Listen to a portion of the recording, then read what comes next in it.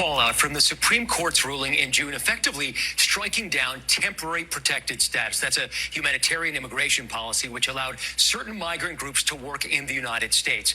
More than 300,000 people from Haiti have just lost that designation. And as our Christian Benavidez reports, it could impact nursing care, hotels, restaurants, and more.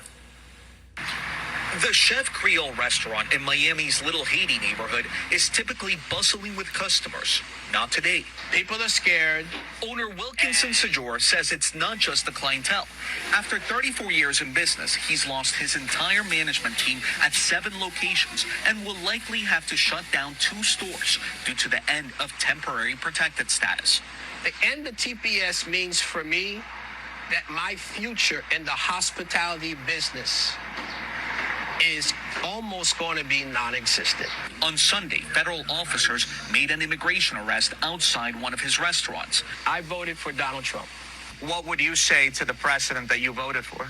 He sold to me that he is a businessman and that he will be making business decisions. Do you regret your vote? Yes, I do. Despite reports from the United Nations of escalating gang violence fueling displacement in Haiti, the Trump administration has stated the country no longer meets the conditions for TPS designation. TPS holder Farah LaRue has been living in the United States since 2005. We met her last year as she prepared for the end of the program. Today, she's in hiding. There's people that say, well, temporary protected status is supposed to be temporary. Why are you so focused on temporary and not focusing on protected when the law is about protecting those who cannot go back to their country? LaRue is among the 330,000 Haitian nationals living in the U.S. with TPS. I want the world to know that going back to Haiti is a death sentence. In fact, the State Department has a level 4 travel advisory warning Americans not to travel to Haiti. Haitian Americans that I spoke to said that some have started carrying around their U.S. passports because they're concerned about being targeted by immigration enforcement. Matt? Christian, thank Now that he's dealing with the consequences of his vote, he regrets his vote. Him regretting to vote for Donald Trump doesn't move me at all, one way or the other. His regrets in voting for Donald Trump does nothing to change the situation. It does nothing to change the situation for him as a business owner, for his community, the Haitian community, and my community, the Black community. This Haitian man said that he voted for Donald Trump because he said that Donald Trump sold to him the idea that Donald Trump was a businessman and would be making business decisions. Where did he do that at? Because when I was paying attention to Donald Trump on the campaign trail, I heard and saw him touting that he was going to ensure that if he becomes president, he will do the biggest mass deportation in American history. That's what I saw, and that's what I heard. At the Republican National Convention, they all had signs that said mass deportation. That's what I saw, that's what I heard. I heard people who were surrounding the Trump administration call Puerto Rico a floating pile of garbage. That's what I heard, that's what I saw.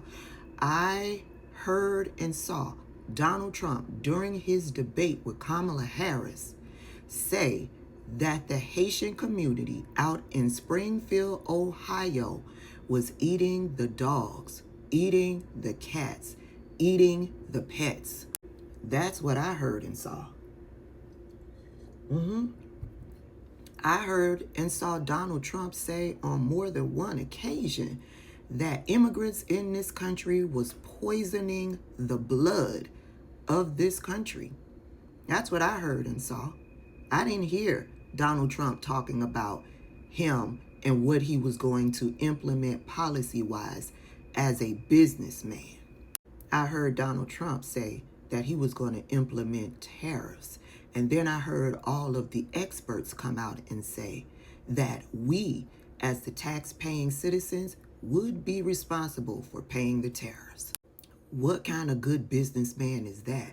But you, Haitian man, are telling me that you voted for Donald Trump because he would be making business decisions. You paid attention to nothing else. Nothing else. And you thought you, as a Haitian business owner who participates in capitalism, you thought capitalism was going to save you? After he said your people in your community were eating the dogs, eating the cats, eating the pets? After he said during his first presidency that African countries were shithole countries? After he talked mad racist trash about black politicians up in Congress, you thought that Donald Trump was going to implement policy that was going to benefit you, Haitian man? And then the woman in that video, she wants to know why people are focused on the word temporary and not protective. What about Donald Trump made you think that he was going to protect you as an immigrant in this country? During his first presidency, he did a ban on Muslims coming into this country. Said African countries were shithole countries. Why do we have to get immigrants from these black shithole countries? Why don't we get immigrants from Norway, the white countries? If you were paying attention to Donald Trump at all, you were clear that he was going to do nothing to protect immigrants in this country, specifically Haitian immigrants in this country.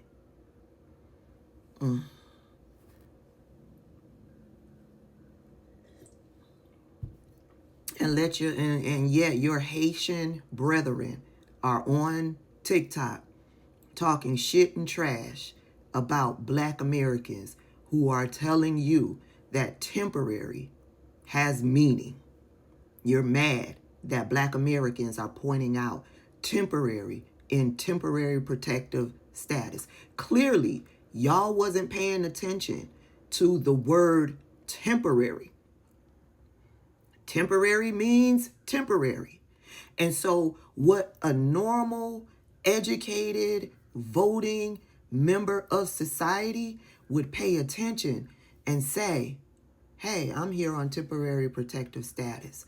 Donald Trump does not want immigrants, black and brown immigrants in this country.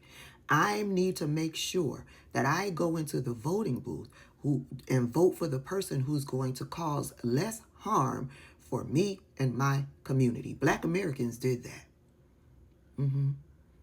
The political street said that Haitian Americans, or the people who are able to vote who are Haitian in this country, didn't do that. And now you're wondering why people are paying attention to temporary and not protective. Now, I know shit is bad back in Haiti. Shit is bad back in Haiti. I know it. I don't want y'all to be deported. That's why I went into the voting booth to vote for the person that I knew would cause the least amount of harm to Haitian communities, to the Latino community, to the Somali community, to other African communities, to my community, the Black American community, as an educated voter. All I can say is good luck to you. Be safe out there.